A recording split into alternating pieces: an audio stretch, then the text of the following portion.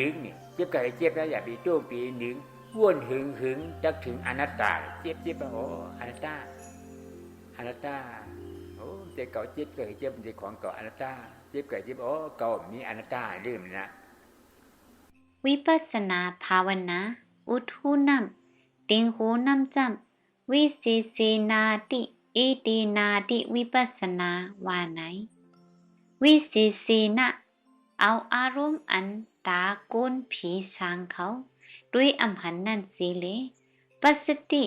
เอาตาหยันสมาธิทิพุทธาเจ้านั้นหันยาวเอตินาติเอาตาหยันสมาธิที่พุทธาเจ้านั้นหันสิเลเป็นวิปัสสนาวานายะหันสังหันรูปวิญญาณเวทนาสุญญตาเป็นอนัตตาภาวนาเป็นสมาสังกัปปะวนวางเป็นอัตตาหาอนัตตาเหมือนเก็บหมากหินก้อนลิ้นวางกองปันโสดาปฏิมากยาวโสดาปฏิมากนั่นหับเอายาวอุดหูนำเต็งหูนำยาวโสดาปฏิมากเต็งไหลอุดไหลยาวโสดาปฏิผลญาณนำเนื้อหูโขนำของนำนั่นอัมมายาวความใดว่าโคอัมมาหางแหงโคอัมแทงหางยอมหมดเสียงยาวเป็นนางวิสาขาตายเจ็ดจาดเป็นระหันตาเอานิบานน้ำน้องอำไลหาดแหงเป็นป่ายือกว่ามุดยาวก็ใต้ติงโหน้ำอุดหูน้ำเขาเข้าใจกันตาการติงโหน้ำอุดหูน้ำในเป็นการอันเกิดกับพุทธาเจ้าเขามาหูเจ้ายาววิปัสสนาอุดหูน้ำเต็งหูน้ำสุดยาว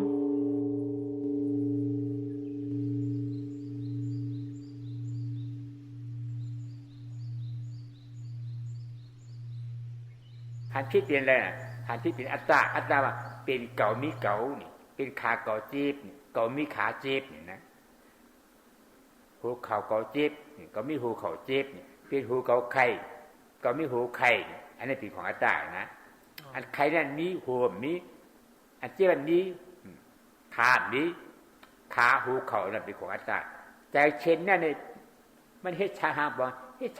เฮาเลยทุกข์ดิป่าลีว่าสมุทัยเนี่ยสมุทัยญาสมุทัยเฮ็ดชาหาปอลิมาตายเกิดนี่อันนั้นเลยตายเกิดเป็นใจเช่นเฮาตายเกิดแต่อัตตาที่นั่นเป็นเก่ามีเก่าเนี่ยเป็นใจนั่นใจสิขี้ขึ้นนะมีในให้ใจเช่นพวกหายลายก่อนอันนี้คืออนัตตาเอาอนัตตาสมาธิที่ติ๊กเจ็บมาเจ็บก็โอ้เจ็บก็คือเจ็บอนัตตาเป็นของเก่าอนัตตานี่คือเพราะอัตตาตัวกว่าแล้วมันยังคิดอนัตตาเกิดขึ้นมาอนัตตาเนี่ยเป็นมรรคเสจามรรคเสจาเป็นเหตุเป็นจอมตราเนี่ยเป็นเหตุแต่ดีกว่าแล้วนิพพานนั่นเป็นทางอันตายเพราะอันตายก็มันเกิดได้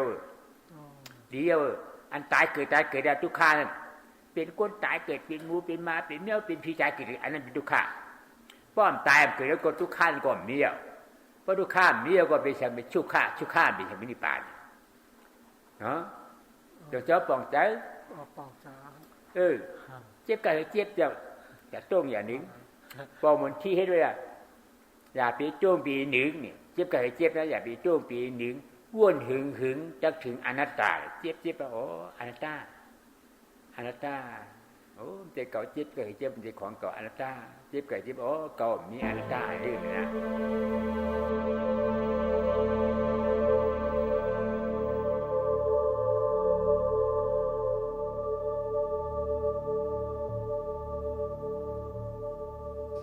อันเฮามาเฮ็ดเนี่ยมันเป็นศีลวิสุทธิปฏิปทาญาณันตวิสุทธิปฏิปทาบอกว่าหันทุกขะญาณันตสะเอาญาณเป็นญาณหันทุกขะปฏิปทาญาณแต่ชนะมาเอาทุกขะม้วนเป็นอนัตตาอันใจของเก่ามีสุขีอัตตามีสิทธิ์บดแถวจุเกี่ยวโปรแกรมนะบอนตายก็มีสิทธิ์อีกแล้วเมื่อเหลือที่เอามันออกกว่าเอามาขึ้นออกกว่าเอามาขึ้นเข้าออกบอนออกกว่าเอามาขึ้นไม่ถึงเป็นชอตาบาน เพราะว่านิจจศีลาวิชุทธิชินศีลานั้นจิตบดบดใช้มีอัตตาสีบอกยาวในข่าวดังจากบางมันชอตบหนึ่งจาเลยดึงจาแล้วตัวถึงกับเจ็ดจาเลยเพราะเดชนีเจ็ดจาแล้วเปลี่ยนใจเดชนีบุคคลจะว่าหืนอาธามาดียันดีชอตบานในอมชันทีแบบบอกเอาชันทีเจ็ดบอกเคยเป็นยานตากาอันนี้บานยาวนั่นหัวชินอันได้แก้ชินสางเลยนะชินมักกะอาจาระอันเขากำเขาแก้งเอาเนี่ยแก้ให้คุณช้างลงแบบมาชินชอตบานนั่งวิชาอนาถาพิกแก้ให้เขา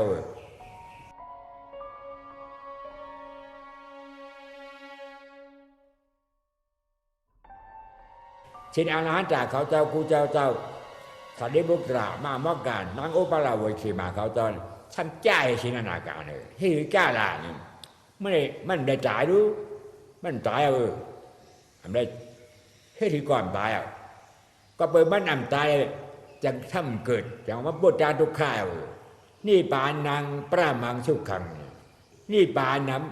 ำบอกอ่ำตายปรามัมชมาบอกอ่ำเกิดอปารีชมาอ่ำเกิดอ่ำตายก็อ่ำเกิดว่าอ่ำเกิดปรามัมปนจังทุกข้าขานใจชุกขังกระเย็นป้อขายอะไรใครเป็นอย่างนั้นป้อเขาญาฉาปุ๊บเป็นคนบุกท่าป่าใหญ่ญาฉาน่ะเขาดิ้นเป็นนี่ลานไม้ไม่ว่าไม่ชิดบุกท่าป่าใหญ่เขาดิ้นไหนเนี่ยป้อแหละอันนี้ถึงสีราสีนั่นบุกท่าจะว่าเป็นสีจังเนี่ยอนุตตรบอกว่ายอดเป็นมรดกตั้งหูตั้งก็เป็นยอดจิกผีช้างตั้งคนอย่างหันตาเขาชินสีรามันจะก็เป็นจิกยอดผีช้างตั้งคนอย่างหันตาเขาเจอเพราะว่าอนุตตรบุริชา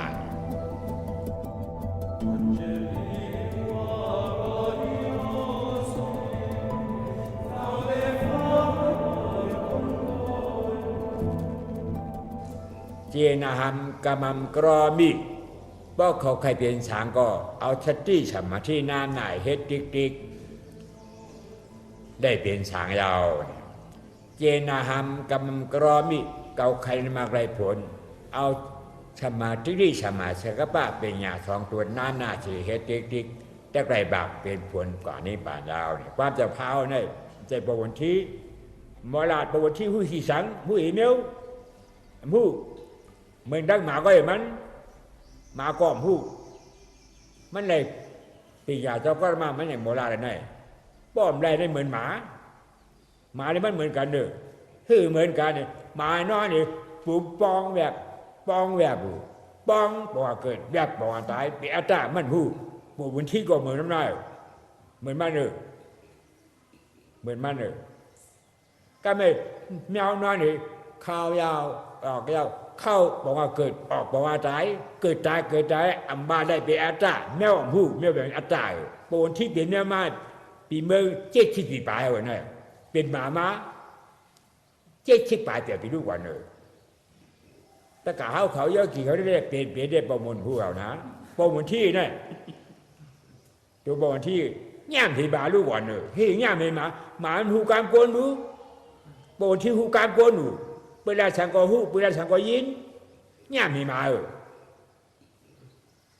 แต่กาวเขาได้ประมุนบ้าเช่นนี้ผู้ที่นะเช่นนี้ผู้ที่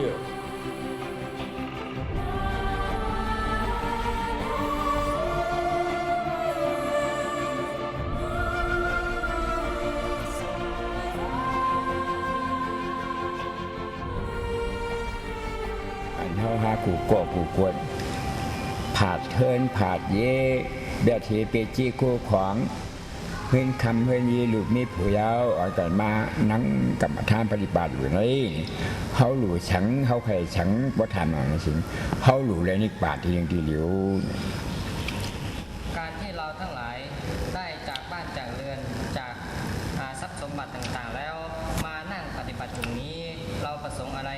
สิ่งที่เราประสงค์นั้นคือมรรคผลนิพพานมาโผล่นี่ป่านะเขาใครไรนะพอเขาหาเชิญตั้งตาที่หู้ที่หันหู้จักมากโผล่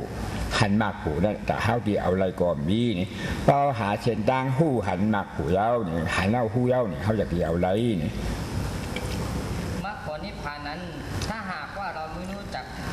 ทางหรือว่ารู้วิธีปฏิบัติแล้วเราก็เอามาไม่ได้แต่ถ้าหากว่าเรารู้แล้วก็จะสามารถทำให้เกิดขึ้นได้มากโผนี่ป่านมันมีเหตุนะมันมีเหตุเพราะเขาจะเหตุมันเหี้ยเขาเหตุมันดิกๆมากได้ผลนี่ป่านนั้นเข้ามุ่งมองก่อมันดิกไหลเนี่ยดูเหตุมันดิกมรรคผลนิพพานนั้นมีเหตุอยู่เมื่อเรา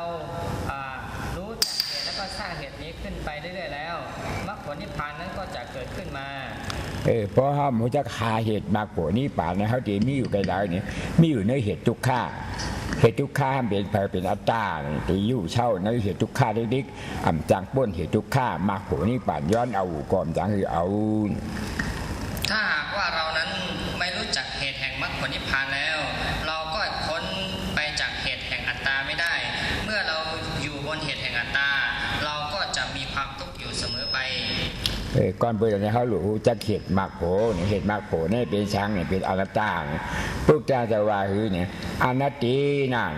สุกติที่อนัตตาโนสุขอเนี่ยอนัตตาอันว่านี่เป็นเหตุสุขากะเย็นเนี่ยที่กะเย็นนั่นเพราะว่าเขาไล่อำฮับหูจากอนัตตาหันอนัตตาฮับเอาได้อนัตตาที่กะเย็นอันว่าที่พอถึงไรเนี่ย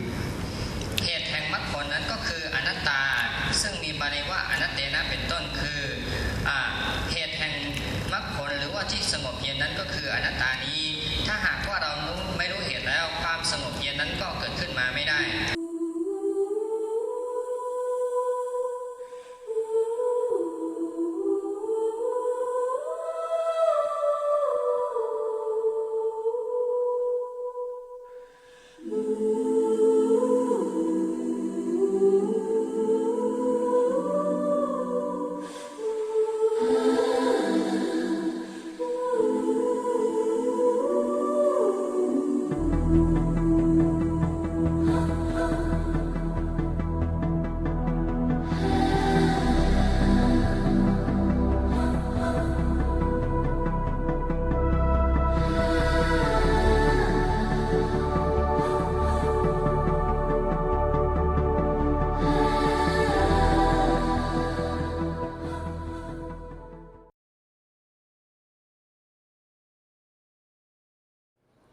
ด้วยหันเปิ้นแล้วก็เปิ้นดีเขาก็ใจจ้าจังไหนอันนี้ค่ะแล้วก็การเมตตาอันว่านั้นหันสัดน้อยสัดเล็กสัดใหญ่ยังก็เหมือนรู้เสียงหมดเหมือนอาศักมันก็ว่าสัดตัวน้อยก็ฮือเนี่ยก็เปิ้นมีอาศักนั่นน่ะเนาะเหมือนเมื่อก่อนในเมื่อเฮาได้มาปฏิบัติธรรมเนี่ยเฮาหันหมดตัวนึงก็เป็นหมดเฮาก็เห็นมันแปลนง่ายๆจังไหนตั้งแต่มาปฏิบัติธรรมหาเห็นอนัตตาของหลวงปู่เที่ยวค่ะใจในเปิ้งก็เป็น80%ค่ะการตละอนัตตวิปัสสนาเนี่ยเมื่อปีใจท่านไปเข้าสัมยามเฮ็ดอิสามาการกรรมฐานตปมัญญาอนัตตาในลาบันเอียนค่ะโอ้ค่ะเมื่ออันตั้งในก็เมื่อเฮาขาเนาะได้เห็นกันในศาสนาพระราเป็นเจ้ามาเนี่ยก็เฮาขาไหลหู้ไหลหันตีการตีจ้องเขาเจ้าก็ไหลปฏิวัติธรรมเหมือนว่าไหลนอนกันนอนจ้องคุณเฒ่าจะนั่นดีสังเนาะไหลเมื่อนอนกันนอนจ้องก็ไหลเฮ็ดไหลนั่งตาลาภาวนาก็1เก็บ1กำก็มันถึงเลยถึงที่ยอดเฮาที่ปลายเลยเนาะกำในเฮาเจ้าข่าวก็กากูตีกูตั้งเสไหลมือแก้งมือกำตีกรรมฐานกูตีกูตึกๆเสแลตีเราตี1ตีไก่ที่จำสังเสมบ่าเฮาข่าวก็เลยมือแก้งมือกำมาก็ผู้หันถึงตียอดเฮาที่ปลายผู้อะไรเป็นเส้นตั้งถึงที่สุดมันขนาดเนาะกำในเฮาข่าวเลยยินเสียงข่าวว่าเจ้าปอบุญเที่ยวค่ะเนาะลูกตีทำโบเจียงใหม่มาเนี่ยก็เฮาเจ้าข่าวก็เลยมีปราบีเสเลยไข่มาแก้งมากำเนาะไข่มาแก้งมากำเสเลยแล้วฮู้ได้ยินเย้านี่ก็ปู่อำเฮ็ดอำหุขะในตาลาเซียนชื่อว่าตาลาอานาตาในค่ะนะปู่อำหุเนี่ยก็อำเฮ็ดจ้อไม่อำหุถึงดีมันถึงดียอดเฮาที่บายเลยค่ะเพราะว่าเฮาเจ้าค่ะอาติกานี่มันเป็นตัวอันตั้งกันเนาะพอเจ้าค่ะเลยมาแก้งมากำเย้านี่ก็ได้เอาตัวมาเฮ็ดถึงดียอดเฮาที่บายเอานี่แกมันติลิฮู้เซียนตาใส่ตั้งเสแลเปลี่ยนจื้อหือในตาลาวเปลี่ยนจื้อหือในก็ซ้ำหรือชนะมันก็เลยเฮาว่าเฮาเปลี่ยนเมียวสังเสียมาในโยกะตัวก็จังหายกันเนาะเหมือนว่าตัวคานี่เลยหายกะอยู่2เมียวเย้าคานี่เนาะเหมือนตั้งในคาก็เลยร่วมเลยเตามากก็จังยามมันก็เลย3เดือนปลายกันนะเลยใจไม่เตามากูดีกูตั้งเสด็จถึงยามมาจำที่เขา ตาลามาเนี่ยก็ทุกข้าลำบากขันใจเสียแลเปิดว่าเส้นหนังไหนแน่ยามเดียวในเขาก็เลยมาปฏิวัติตัวเนี่ยก็นับปันหนึ่งเรื่องการย่างการเตี้ยวกันกากันมาเรื่องขาก็ยังเจี๊ยบก้นขึ้นเน็ตยามเดียวนั้นเลยปฏิวัติตัวเนี่ยก็หายกาก็มีความหน่อหายกาก็ดึงย่างก็รีเหมือนเก่าซ้ำใครแก้สิกับคนเขานับปันสองมาก็ขาก็ซ้ำมีลมอันดีเวลาอากาศขิงห้อนอาบน้ำมาเนี่ยก็มันคมขึ้นและพวกใส่เสื้อหนาวก็ซ้ำจังอยู่เลยค่ะคมขึ้นมันทุกข้าขันใจหนักค่ะเนาะซ้ำในปันสองมาเนี่ยก็อันนี้ก็เขาซ้ำเลยมันนังตาลาหูหันในตาลาเส้นตาใส่ตั้งใส่แลถึงที่ยอดฮอติปาเสด็จซ้ำหายกาลู2 เมียวนับปัน3มาเนี่ยก็โตใจเขาขาก็ไม่ซ้ำดีกะกูเมียวค่ะเนาะเหลือฉะนั้นก็เลย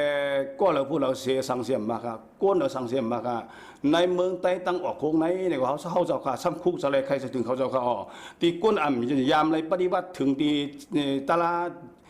เจ้าปอบุญเที่ยวเขาชื่อว่าอ่านหน้าตาในมั่นใจตัวมันจะของเขาค่ะเนาะพอเลยมาปฏิวัติธรรมเนี่ยก็ติดเลยคุกอะไรใครใส่ถึงเตรียมน้องเตรียมนงเตรียมลูกเตรียมร้านเตรียมใช้เจ้าคือใครเจ้าจ่าเราค่ะใครหูหันตลาดตั้งเสียงตั้งวันตั้งเมืองค่ะเนาะ